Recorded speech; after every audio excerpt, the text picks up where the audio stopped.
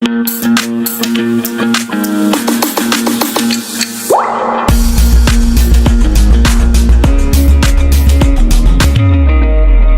Determine the climate of India. ठीक है, ये आपके RIMC के पेपर में क्वेश्चन आ चुका है MCQ। ठीक है, जैसे India's climate is controlled by the number of factors, already told you, which can be broadly divided into two groups. Factors related to location and relief, ठीक है, location और features to the relief, and the factors related to the air pressure and the winds। ठीक है, ये division है for the factors. पहली बात तो फैक्टर्स को डिवाइड किस बेसिस पे करते हैं वो है, ठीक है, इंपॉर्टेंट है, इसको याद रख लीजिएगा। ठीक है, factors related to location and relief में कौन कौन से आते हैं? ठीक है, लेटीट्यूड मतलब लोकेशन। ठीक है, अब इसमें देखिए, in the northern part of India lies in a sub tropical and temperate zone. मैं ऑलरेडी करा चुकी हूँ आप लोगों को, मैंने जब जोन कराए थे तो मैंने आपको ये सब चीजें करवा दी थी। ठीक है, बट इसमें फिर से दोबारा से बता रही हूँ मैं, the northern part of India it comes under sub tropical. ठीक है, ये वाला पार्ट ट्रॉपिकल है, जो नीचे वाला पार्ट है it is called tropical area. ठीक है, बट ये जो है ऊपर वाला, ठीक है, ये नॉर्दर्न जो है इसे सब ट्रॉपिकल कहते हैं। ठीक है, और ये it comes under the temperate zone. But was the temperate zone, मैंने आप लोगों को डिस्कस किया था। Anyone in the class please मुझे मैसेज करिए what was the temperate zone. ठीक है, जब मैंने डिस्कस किया था। And the part lying in the south of the tropic of Cancer fall in a tropical zone. ठीक है, और जो ये वाला पार्ट है वो ट्रॉपिकल जोन है। ठीक है, इसी नॉर्थ की। ठीक है, हाँ जी, temperature is moderate, very good, in between the torrid and damper। ठीक है, tropical zone being nearer to the equator।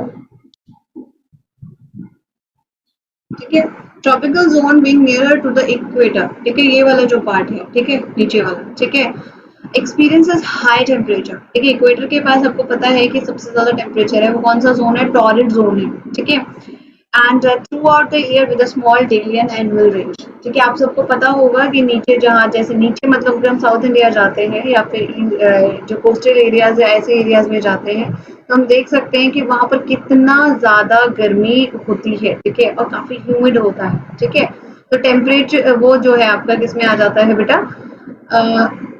आपका ट्रॉपिकल जोन में। ठीक है, area of north of tropic of Cancer being away from the equator experiences extreme climate with a high daily annual range of temperature। ठीक है, ये आपके 3 हिस्सों में आप लोगों का डिवाइड किया हुआ है। ठीक है, तो आगे हम समझते हैं नेक्स्ट पॉइंट में द हिमालयन माउंटेन्स। ठीक है, गलती से आ गया शायद इसमें। ठीक है, आगे देखिए, तो हमारे पास जो नॉर्थ वाले पार्ट के बारे में डिस्कस कर रहे हैं, the Lofty Himalayans in the north along with its extension act as a effective climatic divide। सबको पता है कि आपके जो हिमालयाज हैं दे आर एक्चुअली वो हमारी इंडिया को थोड़ा सा डिफरेंट बनाते हैं। मतलब जो टेम्परेचर हम लोग नॉर्थ इंडिया में देख पाते हैं, ठीक है, जो ठंडा है, ठीक है, वो किसकी वजह से है बेटा?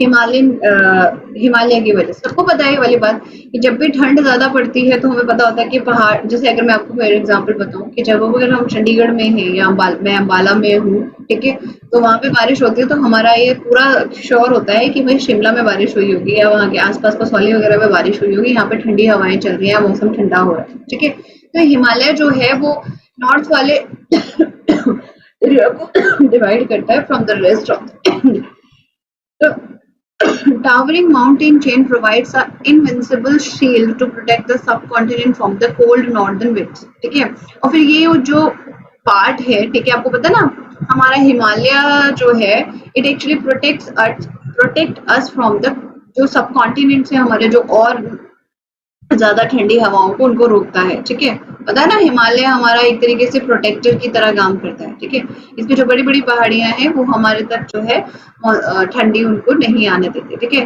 Himalaya also trap the monsoon wind forcing them to shed their moisture within the subcontinent. ठीक है, ये पॉइंट आपको समझ आ गया होगा। ठीक है, इफेक्टिव बैरियर, बिल्कुल बेटा, it is act as a barrier. ठीक है, to protect us from the Himalayan winter winds. ठीक है, next is distribution of land and water। India is flanked by the Indian Ocean on the 3 sides in the south and grilled by a high and a continuous mountain wall in the north। ठीक है, as compared to the landmass, water heats up or the cool down slowly। ठीक है, The differential heating of land and sea create a different air pressure zones in different seasons in and around the Indian subcontinent.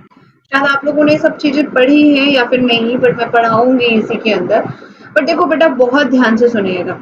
Temperature का change होना मतलब किसी चीज का गर्म होना, किसी चीज का ठंडा होना, ठीक है, ये आपके कुछ डिफरेंट फील्ड जैसे ओशन करंट्स, ठीक है, समझ रहे हो मेरी बात? या फिर आप लोगों ने सुना होगा कि जो लैंड होती है एसोसिएटेड विद ओशन, ठीक है, उसको वो क्या होती है, गर्म होती है, ठंडी हवाएं चलती है ना, आपको पता है ना। एक, चलो अभी बताऊंगी मैं आप लोगों को, सी ब्रीज जिसे कहते हैं, ठीक है, लैंड ब्रीज कहते हैं, वो सारा टेम्परेचर डिफरेंस की वजह से आता है, ठीक है। वहां पर बहुत डिफरेंस आता है और वही चीज यहाँ बताई हुई है कि अगर हीटिंग अप, ठीक है, डिफरेंशियल हीटिंग ऑफ लैंड और sea create the differential air pressure zone.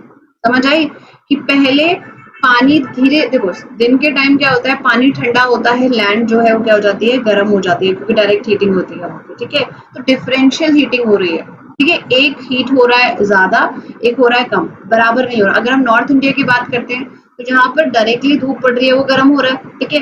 But अगर हम कोस्टल एरिया की बात करते हैं तो लैंड जो सी है, सी का जो एरिया है, तो सी में पानी है तो वो थोड़ा कम देर में मतलब क्या कहते हैं, हीटअप होता है। वहीं पर आपका जो सैंड है वो जल्दी हीटअप हो जाता है, ठीक है। तो उसे हम कहते हैं बेटा डिफरेंशियल हीटिंग। वो वर्ड का मीनिंग बता रही थी मैं, this is the differential heating, ठीक है। इस हीटिंग को हम लोगों के पास जिनकी वैल्यू जो है वो चेंज होती रहती है, ठीक है। नेक्स्ट अभी हम बात करते हैं, difference in air pressure causes the reversal in the direction of monsoon wind, ठीक है। अब देखिए, इस वर्ड को समझने के लिए जो मैंने सी ब्रीज और ये वो बताया आपको लैंड ब्रीज, उसमें क्या होता है बेटा, वो मैं आपको बाद में पढ़ाऊंगी।